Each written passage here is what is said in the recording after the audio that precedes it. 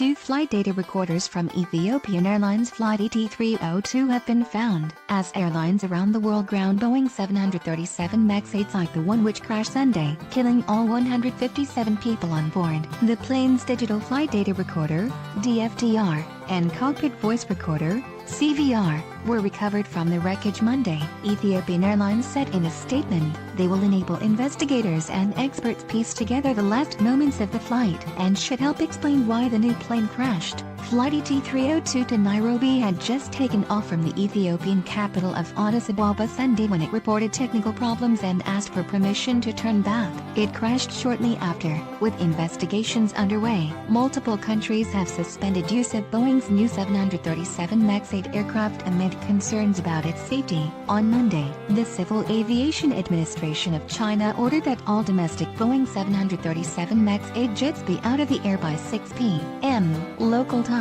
due to its principle of zero tolerance for safety hazards. China has one of the world's largest fleets of Boeing 737 MAX 8, operating 97 of the planes, according to China's state-run media. The move was followed by an announcement from Ethiopian Airlines that the carrier had grounded its fleet of Boeing 737 MAX 8 jets as an extra safety precaution. Cayman Airways also said on Monday it was grounding both of its new Boeing 737 MAX 8 aircraft until more information is received. Indonesia's Ministry of Transportation also ordered all Boeing 737 MAX 8 planes to be grounded Monday to ensure that aircraft operating in Indonesia are in airworthy condition. Sunday marked the second time in less than 6 months that a new Boeing aircraft had crashed just minutes into a flight. A Lion Air Boeing 737 MAX 8 flight went down over the Java Sea in last October, killing all 189 people on board. Both crashes are under investigation. There is no evidence of a link between the two, but similarities in the incidents have prompted caution among some airlines. Given in both air crashes, the aircrafts were newly delivered Boeing 737 MAX 8, and both accidents occurred during the takeoff. They share certain similarities, the Chinese administration said in a statement. It added that it would contact Boeing and the U.S. Federal Aviation Administration to confirm flight safety issues before allowing the planes to fly again. Mary Schiavo, a CNN aviation analyst and the former Inspector General of the U.S. Transportation Department, called the two incidents highly suspicious. Here we have a brand new aircraft that's gone down twice in a year. That rings alarm bells in the aviation industry, because that just doesn't happen, she said.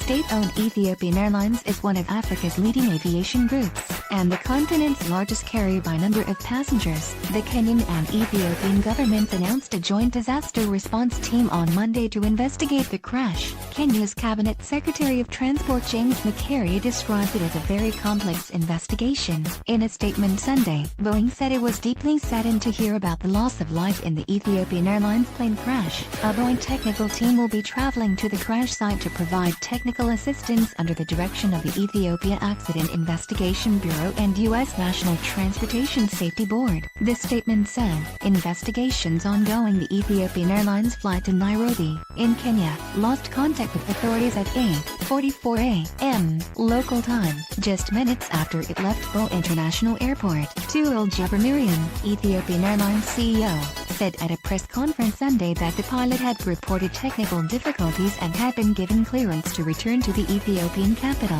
An eyewitness told CNN they saw smoke coming from the plane before it crashed on Sunday.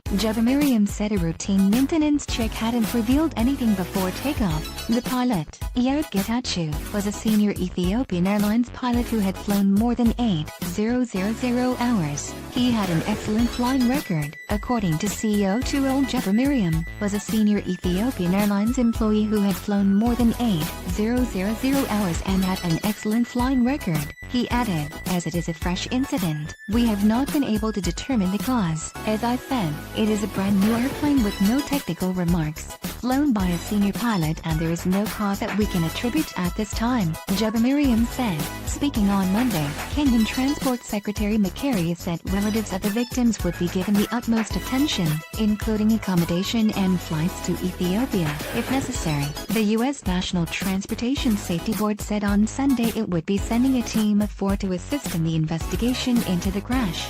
CNN aviation expert Richard Quest said while a final determination on the cause of the crash might be years away. Information from the flight recorders should be retrieved within a matter of weeks. An international tragedy. Citizens of 35 countries were among the 157 people killed in Sunday's crash, including 32 Kenyans, 18 Canadians, 9 Ethiopians and 8 passengers each from China, Italy and the United States. The United Nations said 22 of its staff members were among the dead, including employees of the World Food Programme, WFP, the Office of the High Commissioner on Refugees and the Food and Agriculture Organization. Not all victims have been named, but some details have been released. The World Food Programme said 6 of its staff members were on the flight. A spokesperson for the Catholic Relief Services said that 4 of its staff members were killed in the crash. Slovakian lawmaker Anton Hrmko announced Sunday that his wife and children, a son and a daughter, had been killed in the crash. If you had known them,